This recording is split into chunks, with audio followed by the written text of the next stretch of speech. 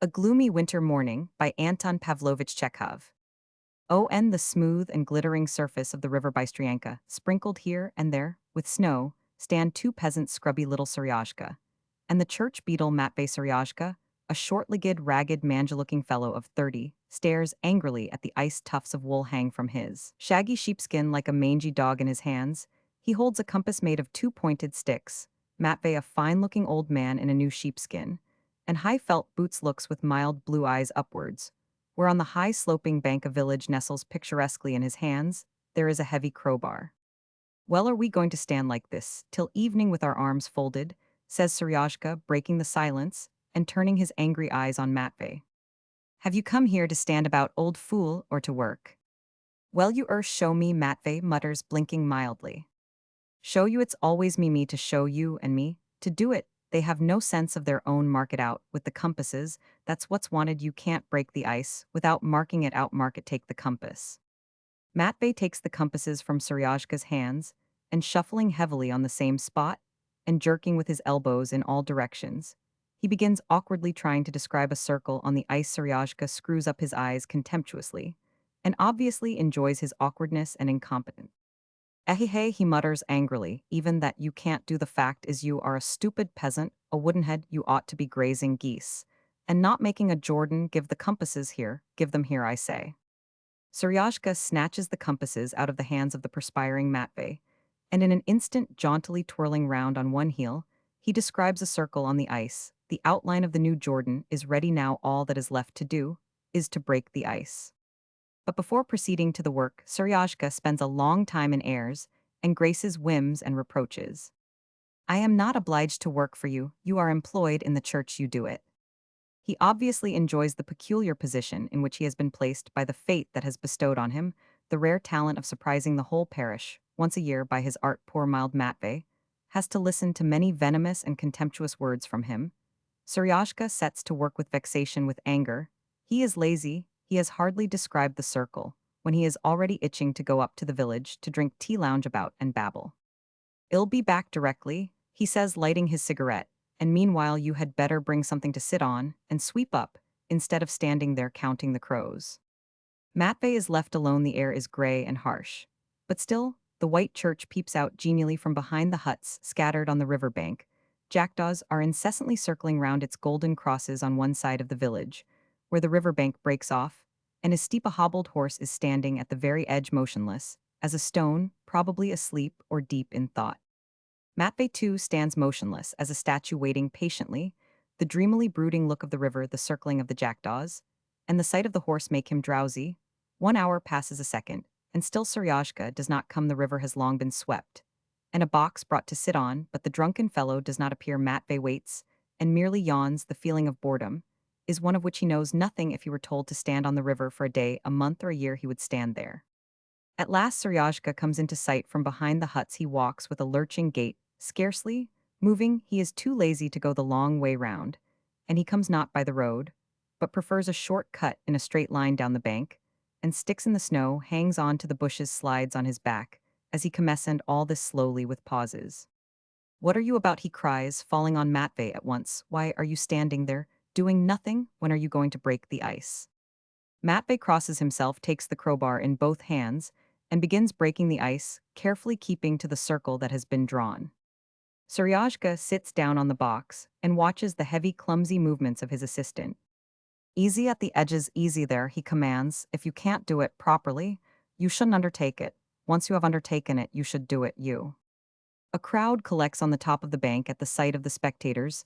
Seryazhka becomes even more excited. I declare I am not going to do it, he says, lighting a stinking cigarette and spitting on the ground. I should like to see how you get on without me. Last year at Kostyukovo Styopka, Gulkov undertook to make a Jordan as I do, and what did it amount to? It was a laughingstock. The Kostyukovo folks came to ours, crowds and crowds of them.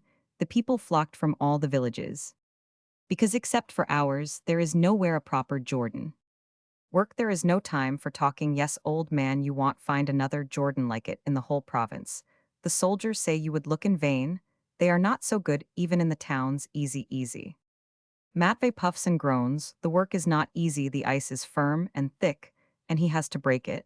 and at once take the pieces away that the open space may not be blocked up.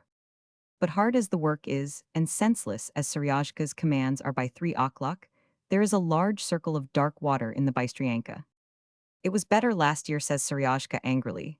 You can't do even that odd dummy to keep such fools in the temple of God go, and bring a board to make the pegs, bring the ring, you crow, and get some bread somewhere, and some cucumbers or something. Matvey goes off and soon afterwards comes back carrying on his shoulders an immense wooden ring which had been painted in previous years in patterns of various colors. In the center of the ring is a red cross at the circumference holes for the pegs. Seryozhka takes the ring and covers the hole in the ice with it. Just right, it fits, we have only to renew the paint, and it will be first rate. Come, why are you standing still? Make the lectern origo, and get logs to make the cross. Matvey, who has not tasted food or drink all day, trudges up the hill again, lazy as Seryozhka. As he makes the pegs with his own hands, he knows that those pegs have a miraculous power. Whoever gets hold of a peg, after the blessing of the water, will be lucky for the whole year. Such work is really worth doing. But the real work begins the following day. Then Seryozhka displays himself before the ignorant Matvey in all the greatness of his talent. There is no end to his babble, his fault-finding, his whims and fancies. If Matvey nails 2 big pieces of wood to make a cross, he is dissatisfied, and tells him to do it again. If Matvey stands still, Seryozhka asks him angrily why he does not go. If he moves, Seryozhka shouts to him not to go away, but to do his work. He is not satisfied with his tools, with the weather, or with his own talent. Nothing pleases him. Matvey saws out a great piece of ice for a lectern. Why have you broken off the corner? Cries Seryozhka, and glares at him furiously. Why have you broken off the corner, I ask you? Forgive me, for Christ's sake. Do it over again. Matvey saws again, and there is no end to his sufferings. A lectern is to stand by the hole in the ice that is covered by the painted ring on the lectern, is to be carved the cross and the open gospel, but that is not all. Behind the lectern there is to be a high cross to be seen by all the crowd, and to glitter in the sun as though sprinkled with diamonds and rubies. On the cross is to be a dove carved out of ice. The path from the church to the Jordan is to be strewn with branches of fir and juniper. All this is their task. First of all, Seryozhka sets to work on the lectern. He works with a file, a chisel, and in all he is perfectly successful. In the cross on the lectern, the gospel, and the drapery that hangs down from the lectern. Then he begins on the dove, while he is trying to carve an expression of meekness and humility on the face of the dove. Matvey, lumbering about like a bear, is coating with ice the cross he has made of wood. He takes the cross and dips it in the hole, waiting till the water has frozen on the cross. He dips it in a second time, and so on, till the cross is covered with a thick layer of ice. It is a difficult job, calling for a great deal of strength and patience. But now the delicate work is finished. Seryozhka races about the village. Like one possessed, he swears and vows he will go at once to the river and smash all his work. He is looking for suitable paints. His pockets are full of ochre, dark blue, red lead, and verdigris. Without paying a farthing, he rushes headlong from one shop to another. The shop is next door to the tavern. Here, he has a drink with a wave of his hand. He darts off without paying. At one hut, he gets beetroot leaves, at another an onion skin, out of which he makes a yellow color. He swears, shoves, threatens, and not a soul murmurs. They all smile at him, they sympathize with him, call him Sergei Nikitich. They all feel that his art is not his personal affair, but something that concerns them all, the whole people.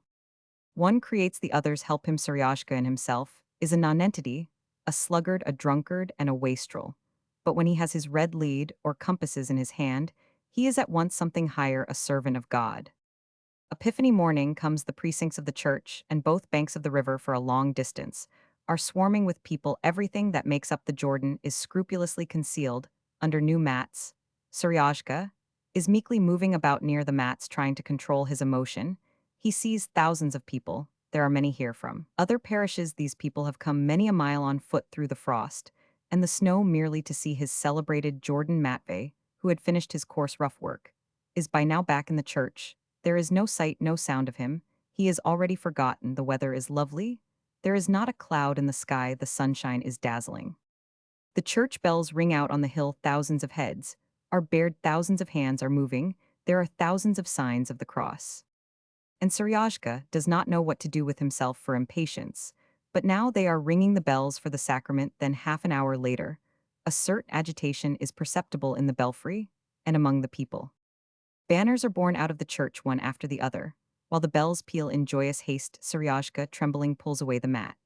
And the people behold something extraordinary. The lectern, the wooden ring, the pegs, and the cross in the ice are iridescent with thousands of colors. The cross and the dove glitter so dazzlingly that it hurts the eyes to look at them. Merciful God, how fine it is! A murmur of wonder and delight runs through the crowd. The bells peal more loudly still. The day grows brighter. The banners oscillate and move over the crowd as over the waves. The procession, glittering with the settings of the icons, and the vestments of the clergy, comes slowly down the road and turns towards the Jordan. Hands are waved to the belfry for the ringing to cease, and the blessing of the water begins. The priests conduct the service, slowly, deliberately, evidently trying to prolong the ceremony, and the joy of praying. All gathered together, there is perfect stillness.